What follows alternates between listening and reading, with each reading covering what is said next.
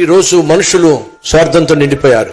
నేను బాగుంటే చాలు, నేను హ్యాపీగా ఉంటే చాలు. మరొకటి బాగు కోరేటటువంటి వాళ్ళు బహు తక్కువగా ఉన్న ఈ రోజుల్లో బాగున్నారా అని నువ్వు పలకరించటం, అది నిజంగా అద్భుతమైనటువంటి అలవాటు, అద్భుతమైనటువంటి ఆత్మీయత.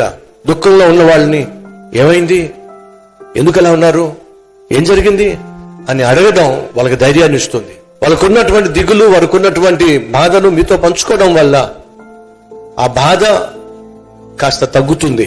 మళ్ళా చెప్తున్నా, నీ సంతోషాన్ని మరొకరితో పంచుకుంటే ఆ సంతోషం రెట్టింపు అవుతుంది. నీ దుఃఖాన్ని అర్థం చేసుకునే వాళ్ళతో నువ్వు పంచుకున్నట్లయితే నీ దుఃఖం సగం తగ్గిపోతుంది. వాళ్ళు మోయ సఖ్యం కానీ దుఃఖంతో బాధతో ఉన్నారేమో, కాస్త నువ్వు పంచుకోవడం వల్ల వాళ్ళు మరొక రోజు బ్రతకగలుగుతారు. ఆ బ్రతికించే అవకాశం నీ చేతిలో ఉంది. అవకాశం తీసుకో.